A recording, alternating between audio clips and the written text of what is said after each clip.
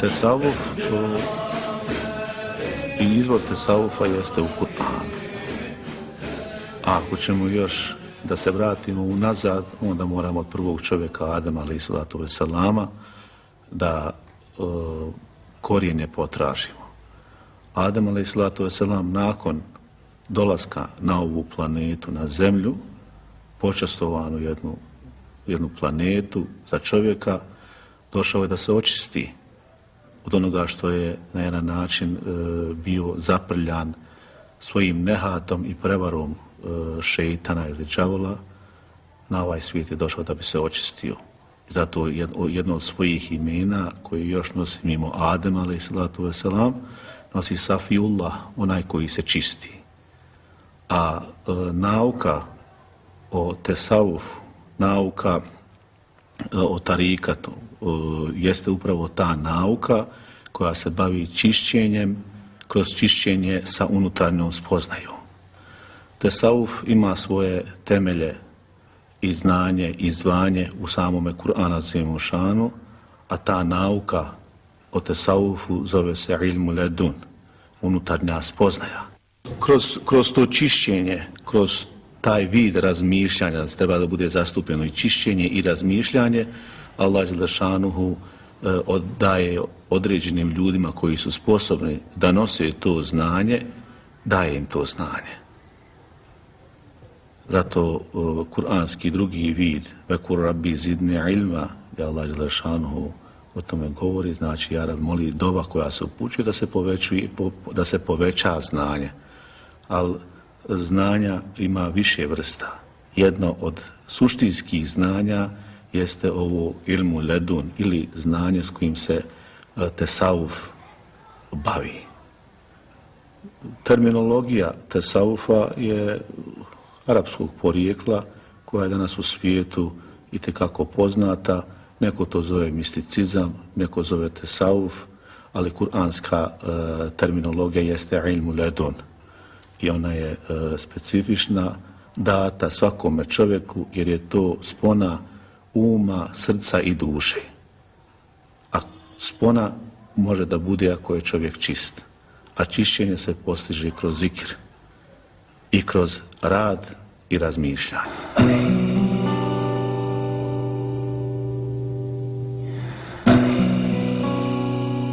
Tesavuf svakako nije filozofija, ali ima neke spone sa filozofijom zato što čovjeka goni da razmišlja, tjera ga da razmišlja, da pojma, da shvaća. Zato tesauf je jedna posebna nauka koja u sebi može da ima stvari filozofije, da tako kažemo, ali ne one filozofije koja će ga odvesti na neku transputicu ili na neke, odvesti ga od istine i suštine onoga što jest. Jer ako je zasnovano na istinskim činjenicama početak svakoga razmišljanja, on ga dovodi svakako do čistog završetka, do čistoga saznanja, do čiste spoznaje. Ako nije na tome zasnovana, onda nije to ona čista, da kažemo, filozofija koja može da bude zastupljena u tesaufu. Zavisi kako ko gleda na filozofiju. Tesauf je sam po sebi, mimo razmišljanja, ujedno i život koji je jedan s drugim povezan, ima jednu sponu koja ne može se nikako mimo ići. Jer tesauf je ujedno i stanje i znanje jedne osobe koja kroz vrijeme sa onim znanjem koje sada ima primjenjuje ga, Bog mu na to kalemi ili daje još drugo znanje. Znači treba apsorbovati znanje sa svojim ponašanjem. Mistika kao pojam treba ga razumjeti. Ako je to odricanje od Božjih blagodati koje su čovjeku date, onda to ulazi u neki vid mistike. Međutim, tesavuf nije odricanje od blagodati koje su Bogu date, koje su čovjeku date od Boga, nego na pravilan i ispravan način te blagodati koje su date čovjeku primjenjivati. Ne oseliti se u tome da čovjeka te blagodati koje su mu date ne odvedu ga na neku drugu stranu, jer na ovome se svijetu sve postiže. Onako kako je to i poslanik rekao, kada jedemo da vodimo računa o jelu koliko treba da se najedemo. kada se čistimo, da vodimo računa o čistoći, na koji način trebamo da vodimo čistoću, kako čistoću tijela, tako i čistoću duše. Kod razmišljanja isto tako, jer Hazreti Alija kaže ne bi zamijenio grumen ove zemlje za onaj svijet. Ako na ovome svijetu ne postignemo Božje zadovoljstvo, kako ćemo doći na onaj svijet?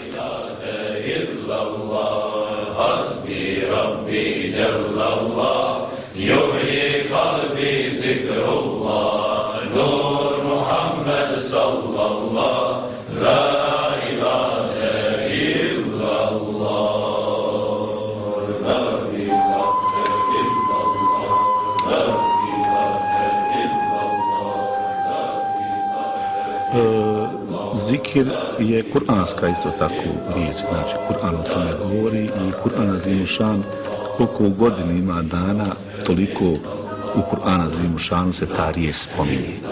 Ali jedna od bitnih stvari zikir jeste čišćenje, a čišćenje duše postiže se sa spominjanjem i veličanjem Allaha Đelešanuhu.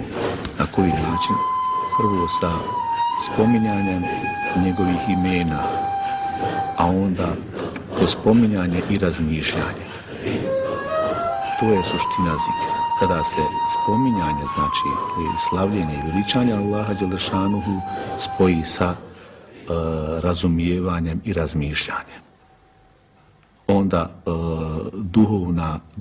duhovne blagodati kroz čistoću duše i srca i razmišljanja uma dolaze posebne određena stanja ili blagodati ili ljepote koje čovjek u unutrašnjosti sebe osjeća, a onda to na takav način ispoljava vani i gleda očima onako kako to Allah Đelešanuhu gleda na sve što je stvorio. Nije džabe u Kur'anu toliko puta spomenut zikir, spominjanje i veličanje, znači Allaha Đelešanuhu, jer je svaki dan opstoji i sve opstoji sa zikrom.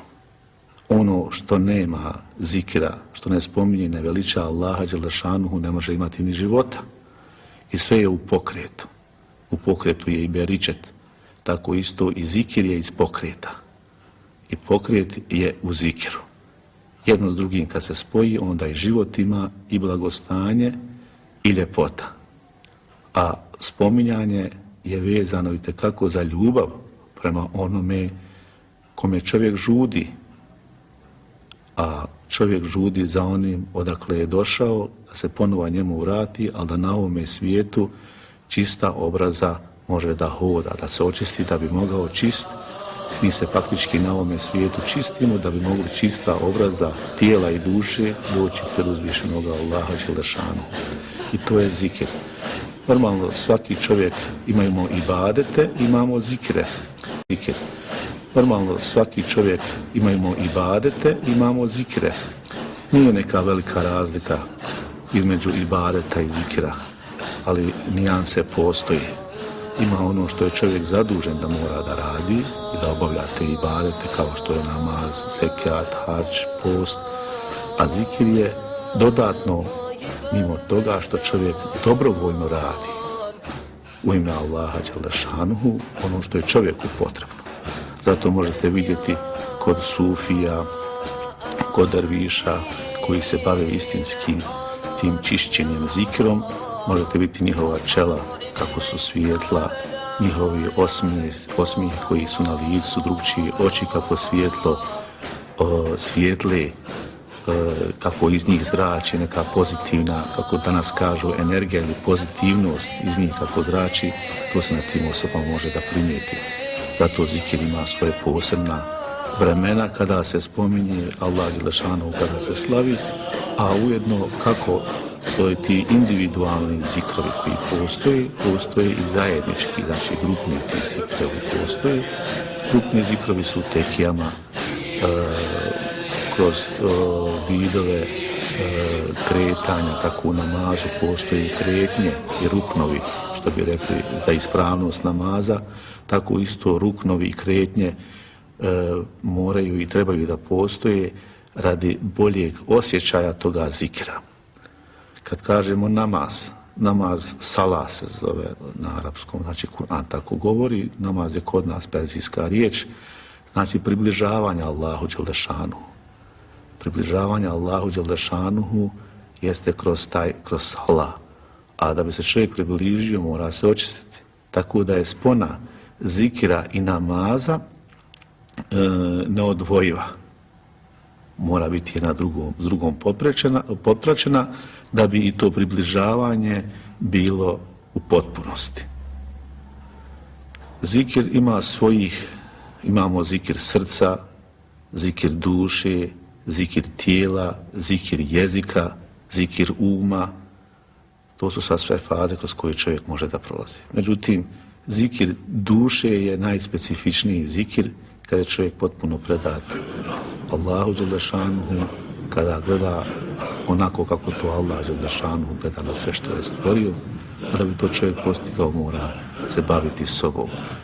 Zato ela bi zikrillahi tatma'inne kulub, znači spominjanjem zikira čineći Allaha dželešanuhu srce smira i nalazi. A u drugom na ajetu, jedan dio od ajeta, fet'elu ehle zikr, znači kada imate nekakve probleme, pitajte ljude od zikira. Zato vidite, mnogi odlaze kod šejhova, kod pobožnih ljudi, kod derviša da pitaju za neke svoja stanja, za neke halove, ako ne mogu da ih odgone, ili dijete kad se rodi, nosi se nekom pobožnom čovjeku u tom mjestu, da li to bio derviš, da mu dijete, da mu prva osoba takva osoba pogleda to dijete, da bi dijete bilo zdravo, da bi imalo na sebi tu jednu ljepotu, da ne moraju prljave oči da na njega gledaju.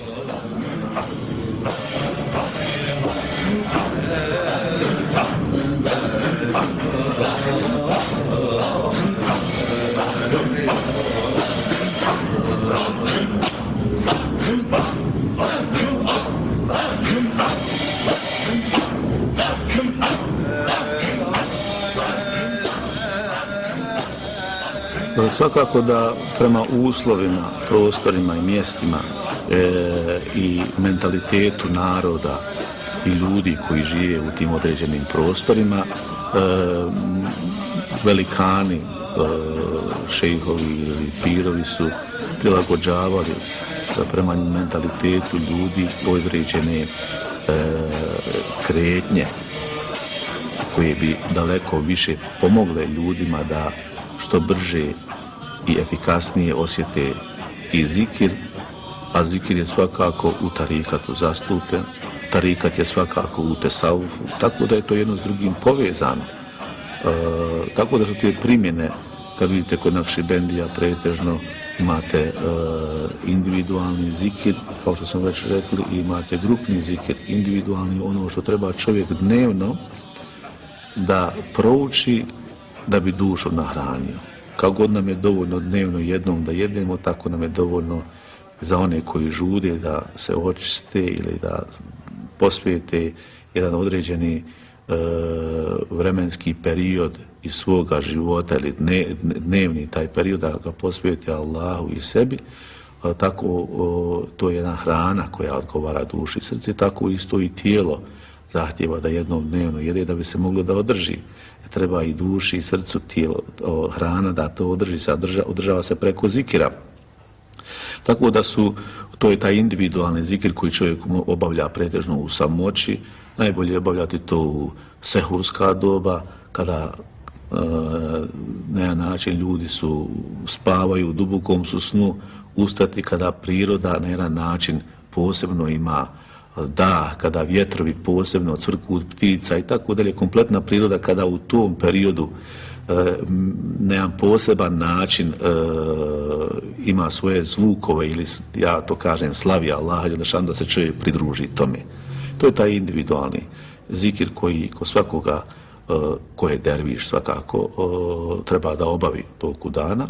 Imate ove grupne zikrove, oni mogu da budu sjedeći, da se obavljaju, mogu da stojeći, mogu u kretnjama, kao što govore međlisi zikir, znači sjedeći zikir, Kijam zikir na nogama, znači zikir koji se obavlja sa kretnjama, isto s desna na lijevo.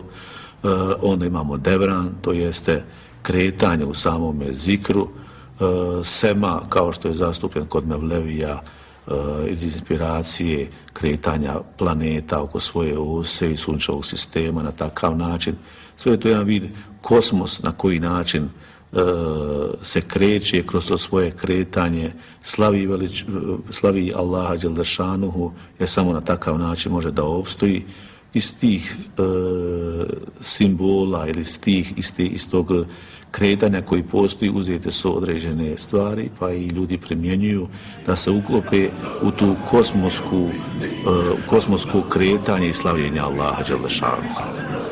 Tako da ti zikrovi svakako postoji, svaki taj zikir ima svoje određeno značenje, svoju simboliku i svoje kretnje. Tako da je on na jedan način specifičan sam za sebe, a zavisi, Boga mi, od situacije u kakvoj se u tom momentu kako se nalaze i oni koji slave Allaha dželdašanuhu. Tu su se mogu i ostali, popraćene su sa salavatima, sa ilahijama, sa kasidama, sa natovima, ti određeni zikrovi, da se taj zikr još bolje doživi. Sa natovima, ti određeni zikrovi, da se taj zikr još bolje doživi.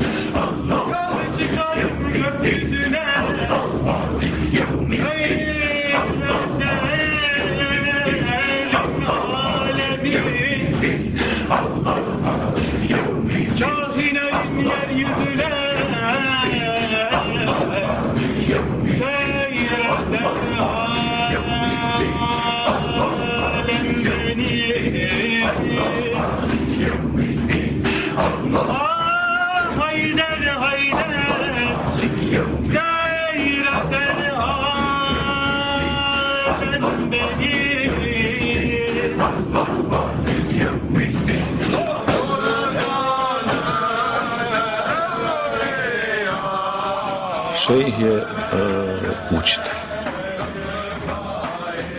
Učitelj kao što je poslanik alejhi selatu vesselam bio kao poslanik i učitelj svojim ashabima. El ulema warasatul anbiya, kako kaže poslanik alejhi selatu vesselam, da su učenjaci nasljednici poslanika, da su nasljednici poznanja. Iz tih više vrsta učenjaka ima. Šejhovi su pravi šejhovi. Su one osobe koje imaju i znanje i stanje.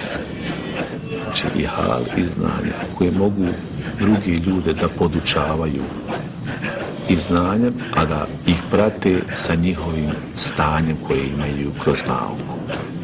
To je duhovna spona između učenika i duhovne spone do Resulullaha alejhi selatu vesselam.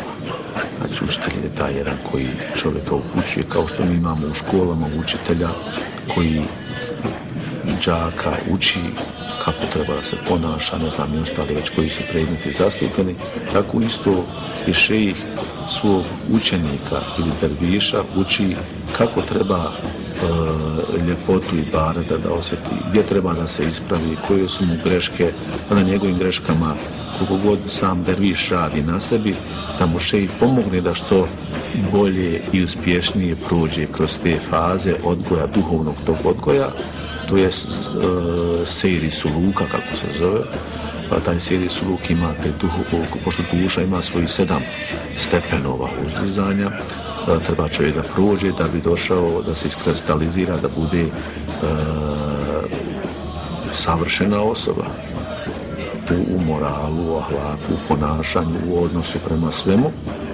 Da bi čovjek došao do toga stepena, prolazi kroz te faze. Učitelj mu pomaže da i šejih pomaže mu da kroz te faze prolazi i da ih vidi. Jer već kad pogleda šejhovi, već smo prije govorili, osobe koje su zikrom prožete, one su čiste i kad pogledaju već vide osobu pred sebom, u kakvom je ona stanju, kroz kakvo je putanje prošla, kako je ima prepreke, gdje mu je trnovit put, gdje mu je asfalt, gdje mu je kaldrma, da ga može voditi tim putem. poznavajući to je poseban jedan zanat, posebna jedna nauka, poznavati čovjeka i psihologiju čovjeka, a to šejhovi znaju jer su oni prošli kroz tu školu svojih šejhova, prošli su kroz to tako da mogu da vode šejhove, pravi šejhovi. Istinski šejhovi su te osobe koje mogu da ljude upućuju i to su šejhovi koji imaju zvanje da mogu i iršad da čine, znači da upućuju. Imamo i druge šejhove koji su šejhovi od hizmeta, koji to radi hizmeta svoga, koji su učinili u tekiji s ljudima, datomu se, ali nisu u stanju da ljude vode. Tako da mogu i takve vrste šejhova, ali ima više vrsta šejhova, ali ona istinski šejh jeste šejh koji može da vodi derviše. Normalno treba da kroz jedno određeno vrijeme prođe školovanja, da njegov šejh da dozvolu da on može da druge podučava. Tako da stepen šejha ili učitelja ima određeno svoje vrijeme, ulaganje u samoga sebe, a normalno i sa dozvolom koja ujedno i šaretom koja treba da dođe od Allaha dželešanuhu, da li to preko sna, da li to preko nekih drugih stvari, da ta osoba koja je na tome putu može da bude šejh, može da vodi. A učenik je derviš, osoba koja je pristupila, znači imamo u tome osobu koja, ili čovjeka, da li to bilo muško ili žensko, neke posebne razlike nema jedno od drugog, jer i žene trebaju svakako da se i one iskristaliziraju, da mogu žene itekako da budu određene Allahovi miljenici, da je Allah dželešanuhu voli i brže čak mogu da uspiju nego sami muškarci. Zbog toga što imaju poseban jedan sklop koji je muškarcima teško, treba im duže vremena da prođu.